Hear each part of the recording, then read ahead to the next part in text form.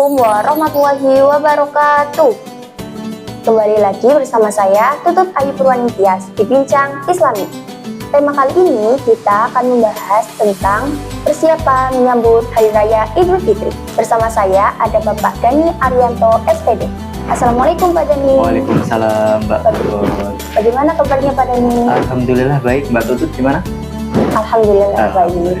Izin bertanya seputar persiapan Idul Fitri ya Pak. Oke, baik, boleh. Untuk pertanyaan pertama, apa yang harus kita persiapkan untuk menyambut Idul Fitri? Oke, pertanyaannya sangat bagus ya Mbak Tutut. Oke, Assalamualaikum warahmatullahi wabarakatuh. Gimana kabarnya Sobat Sepensa? Semoga selalu sehat, selalu diberi keberkahan hidupnya, dan selalu dinaungi keridhaan Allah. Amin ya robbal alamin. Oke Sobat Sepensa, kembali lagi kita bincang-bincang Islami lagi. Kali ini kita akan membahas sedikit tentang persiapan menyambut Hari Raya Idul Fitri. Wah, luar biasa. Kemarin bincang Islami yang sebelumnya kita sudah membahas tentang Lailatul Qadar. Yang sebelumnya lagi kita membahas tentang bulan suci Ramadan. Hari ini kita akan membahas tentang Hari Raya Idul Fitri. Oke, sebelumnya ya, Mbak Tutut ngomong-ngomong tentang Hari Raya Idul Fitri nih Sobat Sepensa, itu adalah hari rayanya umat Islam. Jadi alhamdulillah itu adalah hari puncaknya umat Islam. Setelah mereka menahan diri dari hawa nafsu, dari makan dan minum ya. Jadi Syekh Al-Bujairi pernah berkata dalam penulisannya, dalam bukunya tentang esensi Lebaran, jadi Allah itu menetapkan di muka bumi untuk orang-orang yang mukmin 3 hari yang sangat spesial bagi orang yang untuk orang yang mukmin, yaitu adalah hari Jumat, Hari Raya Idul Fitri, Hari Raya Idul Adha.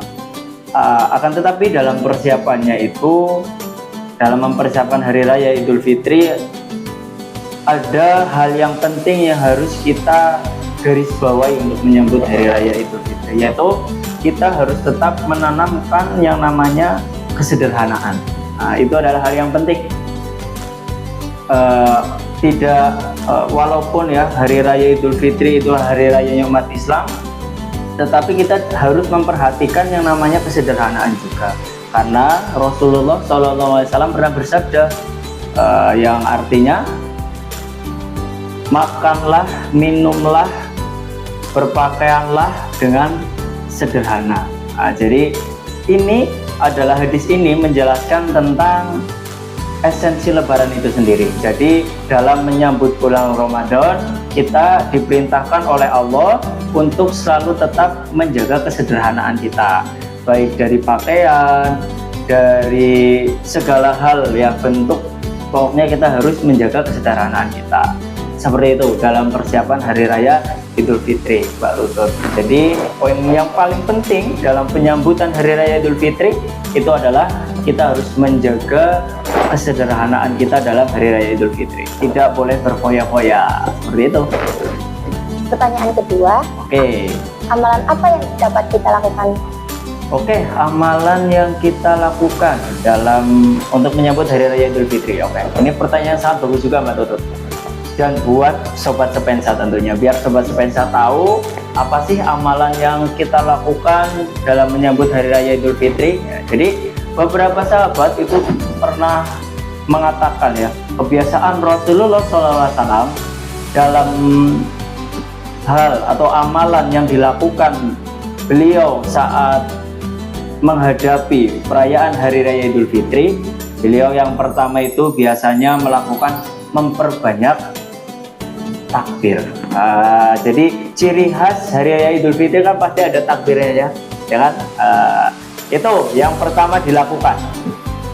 Yang kedua yang biasa Rasulullah SAW melakukan dalam menyambut Hari Raya Idul Fitri itu adalah memakai pakaian atau berhias yang terbaik. Memakai pakaian yang terbaik. Yang terbaik gimana? Melakukan hiasan itu gimana? Nah, yaitu kayak kita merapikan kuku kita, merapikan rambut kita, terus memakai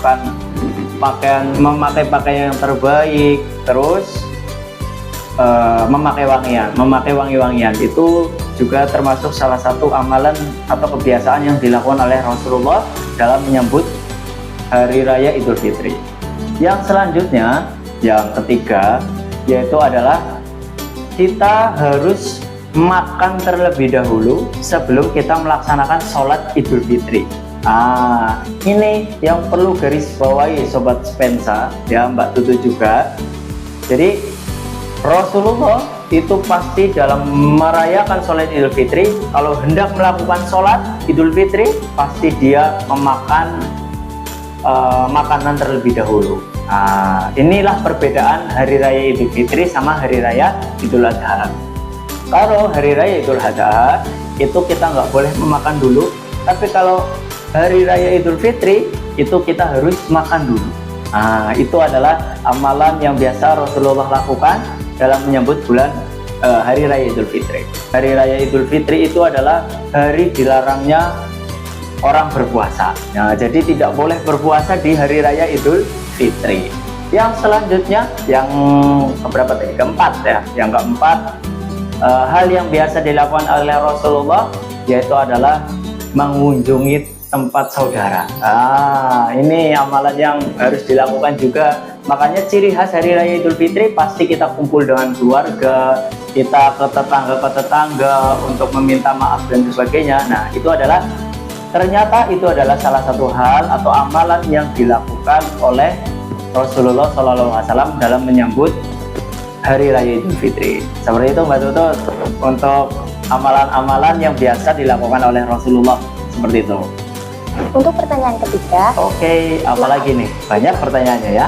hikmah apa yang dapat kita ambil dalam Idul Fitri? Oke, hikmah apa yang bisa kita ambil untuk dari Hari Raya Idul Fitri ya? Banyak banget Mbak Tutut hikmah yang bisa kita ambil ya, Sobat Spensa juga.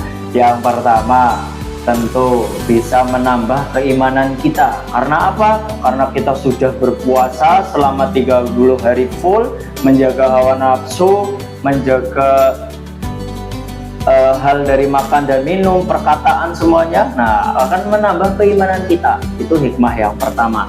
Yang kedua, bisa menjalin silaturahmi. Jadi seperti tadi ya, hal yang biasa dilakukan oleh Rasulullah kan adalah menyambangi ke rumah-rumah saudara. Nah, jadi tentu ya Sobat Spensa, hikmah yang akan kita dapati dari Hari Raya Idul Fitri adalah bisa menjaga silaturahmi kita. Ya Sobat Spensa, menjaga silaturahmi kita antar sesama manusia, sesama umat Islam. Seperti itu. Yang ketiga, tentu bisa menambah, bisa menghapus dosa-dosa kita. Karena kita pasti pada Hari Raya Idul Fitri kita akan ke tempat saudara dan akan ada kegiatan yang namanya halal bil halal, saling memaafkan. Nah, tentunya itu bisa menghapus dosa-dosa kita. Seperti itu hikmah kurang lebihnya hikmah Hari Raya Idul Fitri, Mbak Tutut. Baik, terima kasih Pak Dani. Oke, sama-sama, semoga jelas ya Mbak Tutut ya. Buat teman-teman Sobat Spensa juga semoga jelas apa yang telah disampaikan dan bisa menambah wawasan tentang bagaimana sih kita menyiapkan Hari Raya Idul Fitri. Gitu Mbak Tutut. Baik Pak, yang terakhir, bolehkah kasih satu pesan untuk penutup? Oke, buat pesannya buat Sobat Spensa, semoga dengan apa yang tadi disampaikan, teman-teman Sobat Spensa bisa menambah wawasan lagi, bisa menambah pengetahuan lagi tentang bagaimana cara kita menyiapkan Hari Raya Idul Fitri. Seperti itu. Oke, Sobat Spensa. Oke, terima kasih Bapak. Nah, kalian sudah tahu kan apa saja yang perlu kita siapkan untuk Hari Raya Idul Fitri? Sekian dulu ya perbincangan kita hari ini. Terima kasih juga untuk Pak Dani sudah menyempatkan waktu untuk berbincang di Bincang Islami. Sampai jumpa di podcast selanjutnya. Wassalamualaikum warahmatullahi wabarakatuh. Waalaikumsalam warahmatullahi wabarakatuh.